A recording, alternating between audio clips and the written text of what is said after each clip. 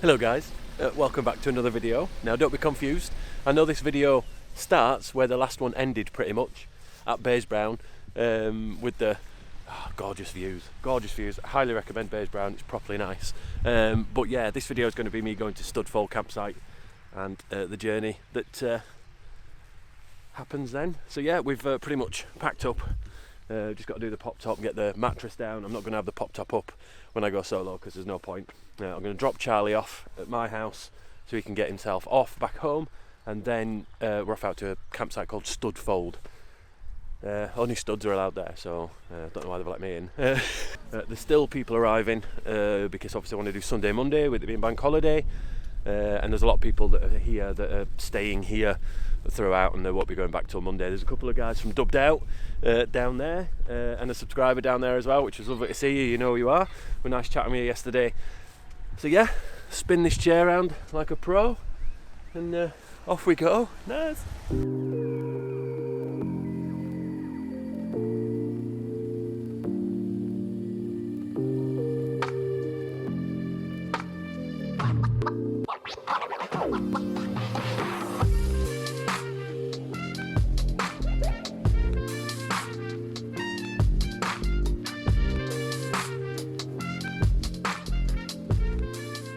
Right, so I've arrived and it's absolutely gorgeous.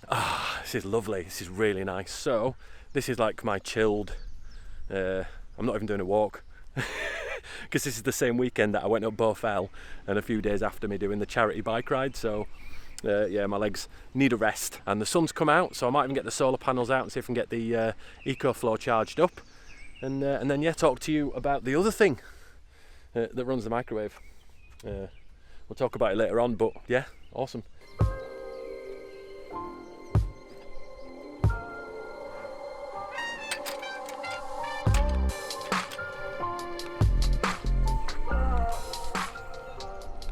wasn't going to put the pop top up, but I decided that because it got wet in the lakes and there was still moisture on the inside, I thought let's just let it air out a little bit and stuff. So I might close it before I go to sleep just to keep it warm in there, but I think it's going to be absolutely fine. It's not cold at all. It's probably about 18 degrees.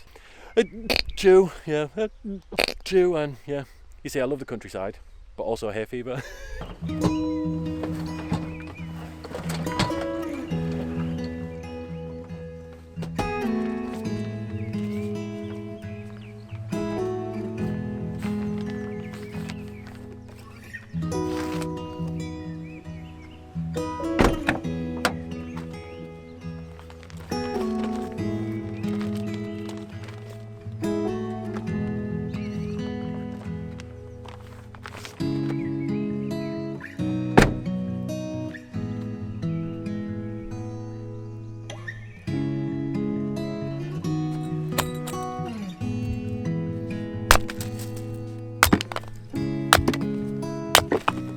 Right, so some of you lovely folk have been asking why I chop up this wood into sort of smaller sections. Now, I don't do all of it, just some of it. Now, I call these Big Berthas, so these are the unchopped ones from my chopping point of view. But the smaller ones, so I put kindling on first, which is like, you know, the small wood, this kind of stuff, and that helps get the fire going. Then I put this on, and then that catches because the kindling's going, and then once that's going and it's really hot, you can throw like the Big Berthas on, and then they just burn, and then you don't have to keep stoking the fire and stuff. So yeah, and I tend to do it, and I think it's advisable to do it before you've had a beer. What an absolutely lovely sight it is. They've got static caravans over there and more Touras.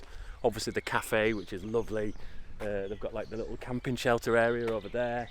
The reception's just over there as well. They were really lovely. They've not got like supplies as such, but they've got like, you know, drinking waters and ice creams and stuff like that. They've also got milk and things like that in the cafe, so you should be all right there. All right, people staring at me. Seating area, little kind of place to chill out there. Yeah, little walking trails and stuff for little ones. So if you want to bring your little ones over this way, morning, all right. If you want to bring your little ones over this way, it's perfect for them. It's also perfect for just coming and chilling out, because so far it's a really quiet campsite. I think this is the River Nid. Certainly not the wharf, because I think we're in Nidderdale. So yeah, there's a River Nid, and it literally is just a very short walk to reception from where we're camping, probably about 5 minutes. Yeah, Elson Point, they've got toilets that are really nicely spaced out as well, and they've got little shower areas and places where you can get washed in the morning that are away from everybody else in their own little doors. They've got loads of bins area, they've got somewhere to put your ash when you're done with your fire pits. They do sell wood as well, so you can buy that. And then this is the bit that I'm staying in. You sort of stop here and you walk down to reception, and then once you're done and driving, then you go to the plot that they've allocated you. I'm on 27. Yeah, they've got the glamping pods as well. I think everyone's coming onto that one now, aren't they? Yeah, glamping pods. There's tourers as well as tents as well as campers. Although I think let's not fall over that. I think I'm the only camper van on site. It just started to rain a bit. Oh, that'd be rubbish. Yeah, toilets are just there. If you got your own toilet, it's not a thing, is it? But yeah, what a beautiful area. All I can hear is wildlife. There are 2 pubs, both called the Crown. One of them is a bit closer than the other, just down that way, probably a 10-minute walk that you can get back in the dark. And then the other Crown is up near the church, which is a bit further downhill, come back before it gets dark, or take a head torch. But yeah, this is a beautiful site. Do you know what? I'm definitely going to come back here with Michelle and Olivia, because there's loads to do. There's even a little play area over there, and I know Olivia's 13, but I mean for the younger ones as well. Yeah, this is properly nice. Yeah, Nidderdale in Yorkshire. Who'd have thunk it, eh? It's literally next to Wharfdale, so I'm not far from home. About 40 minutes, but that's only because it's like this. It's a nuts drive, but a beautiful one at that. Although I did have to do it pretty swiftly because I had to get here before, well, what I thought were before it closed, because on Google it said it closes at 2, and I'm like, okay, if it closes at 2, I need to get there at 2. And it's not, they're still there, they're still on reception, so no rush. I didn't have to drive like Dukes of Hazzard. Literally got the whole field to myself again. I mean, there is somebody nearby, just here, just in a tent there, but what I've done is I've made myself this side so I'm sheltering any noise. You know I don't make noise, and the wind's blowing that way, so the smoke from the fire will go away from everybody, which is ace. Oh, campings. Yeah, lovely jubbly. Right, I think it's time to get pot noodle on, because I haven't filmed a pot noodle for a while. Right, so while I'm making my pot noodle, there were a few things I forgot to tell you about the site, which I think are important. Like, you know, how much does it cost? Can you bring your dog? All that, you know, important stuff. Most of you have got dogs, and a lot of you want to know how much it costs. So I did write it down, and this is not sponsored at all. This is just me, and I always make an effort to go to all the sites, not tell them why I'm going or what I'm doing, so then I get the real kind of deal. Where when I was filming the shop area, they says, oh, let's zhuzh it up and make it look nice and neat, and I'm like, it looks lovely, you know, this is how you present it to everybody. I wouldn't want to fake it on video, you know, this is how it is, and it looked lovely. I didn't walk in and go, oh, this could do with a tidy up, you know. It was lovely. The staff are really nice. Yeah, definitely dogs are welcome. So yeah, bring your dog. Obviously, as most campsites have a rule of keeping your dog on lead, or at least under control, but there are dogs on lead signs, so yeah, just keep your dog on lead. And it's £24 a night in high season, and then they call it peak season, which is £30 a night. Now that's with electric hookup. They allow fire pits, and that is a big tick for me, a massive tick. I mean, if you're going to have a fire pit, make sure it's raised off the ground. Either use one of those, washing machine drums, or a purpose-built fire pit, or, you know, like the mesh one that I'm using. You can always tell when something's well tended to and looked after. The staff are happy, so they're obviously looked after by their superiors. And plenty of families around, you know, in that bottom field there, it's ace. And that's all electric hookup down there. This is all non-electric, which is totally fine, because I could power a small rock concert in this van with the power that I generate. So I think that covers the campsite tour. If you are new to the channel, please give us a like and a subscribe. It really helps us make more videos and show you more campsites and review products and things like that. So yeah, and speaking of reviewing products, there will be one coming up on the channel a little bit later on. So yeah. All is good in the hood. It's now time for the pot noodle.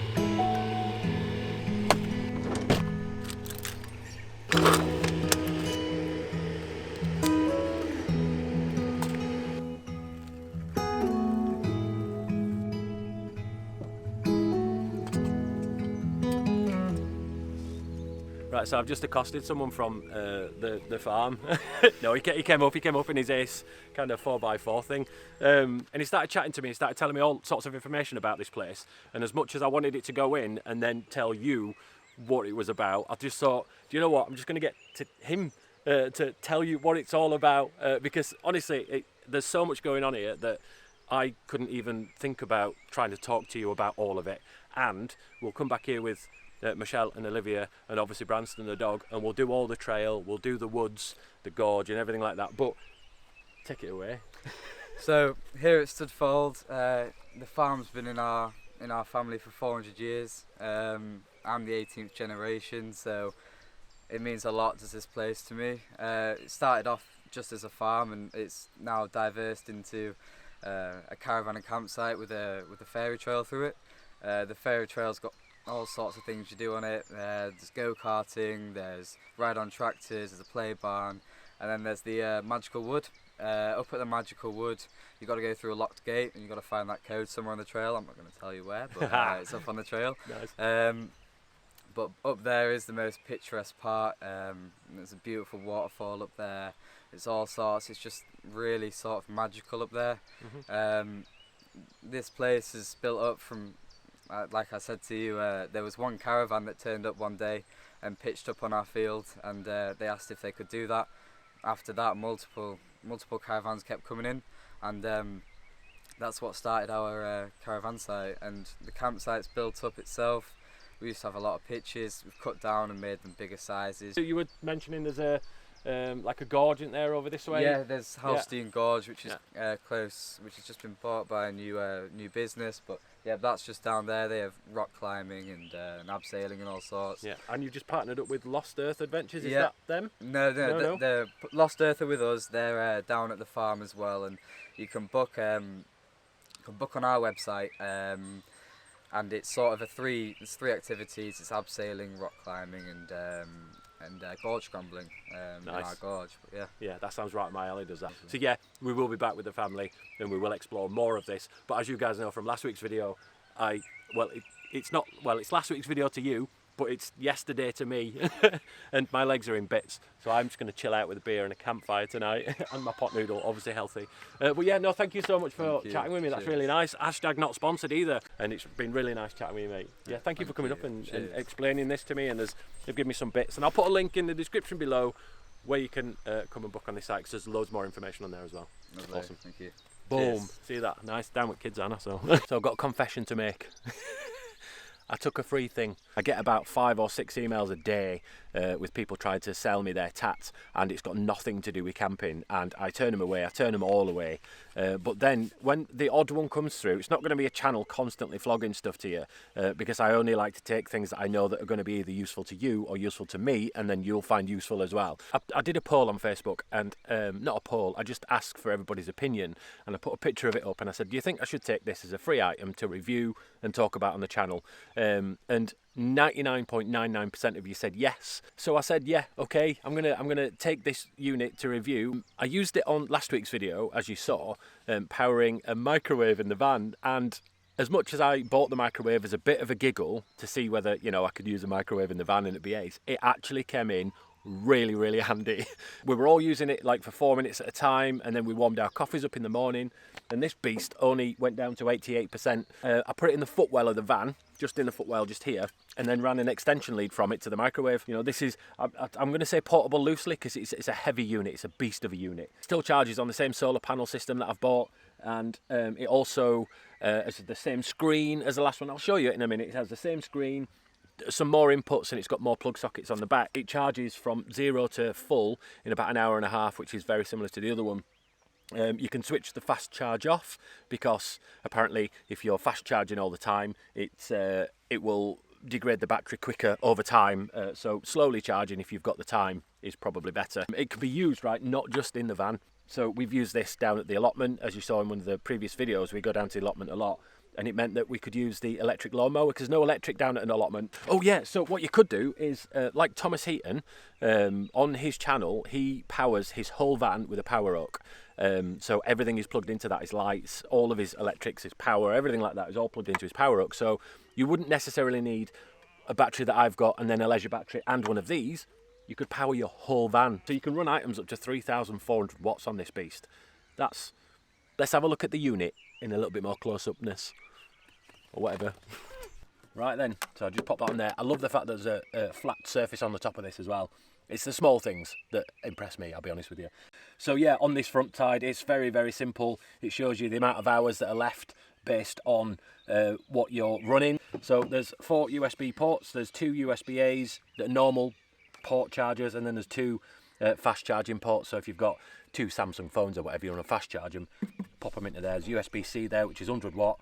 In fact, there's another one at the other side, which is ACE. You switch them on by pressing that, and then that activates those bad boys. Nice. On the back, let me just turn this round. There are 4 240 volt plug sockets. Now for me, that's bonkers. Now you press that, that switches those on and activates them, so they're not always on all the time, so the inverter's not always switched on. You've got the I call them cigarette ports, the old-fashioned cigarette ports in there. There's another 2 ports there, I have no idea what they do. But then under here, you've got your plug-in point there for when you want to charge it up at home, or if you're on 240 volt hookup, you can plug that in. Then there's your little switch here, that goes to fast charge and that's slow charge. You can adjust a lot of the stuff. There's an app that you can get, and these are for extending the batteries. So extra battery port 1 and extra battery port 2. Obviously the fan's quite a bit louder on this when it gets running. It's louder than the River.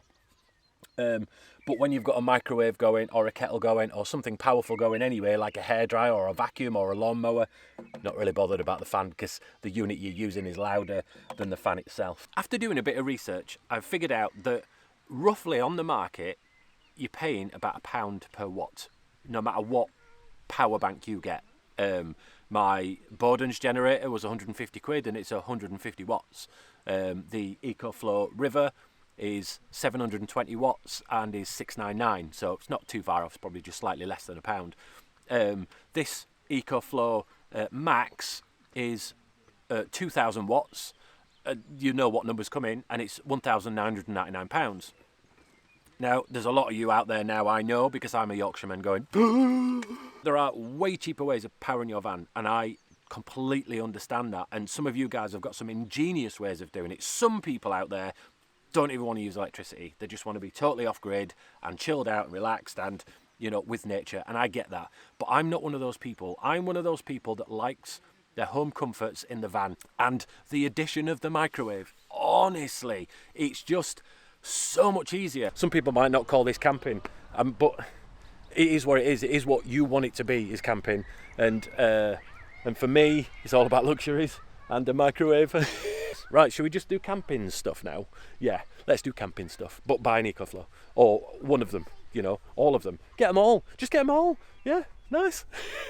I have got some Uncle Ben's long grain rice, microwavable, so I can get some rice on the go. And what have I got in here? What luxury items have I got in here? Oh, yes, yeah, I've nailed it. I've got a red Thai style curry and microwavable rice. Everything is going in the microwave today. Done.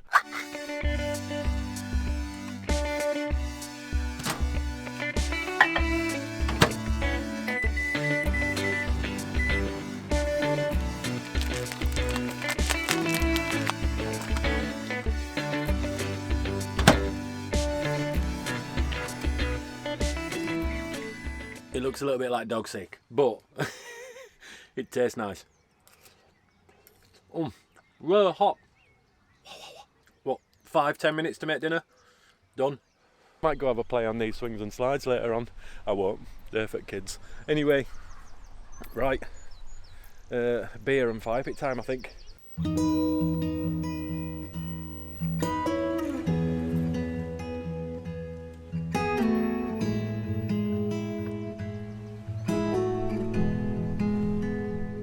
Right, so the fire's going.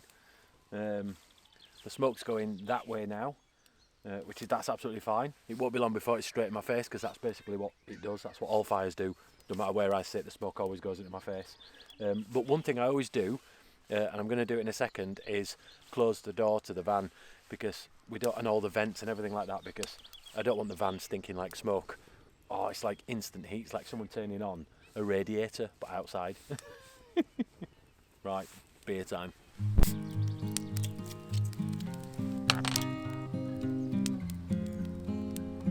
Nice, cheers.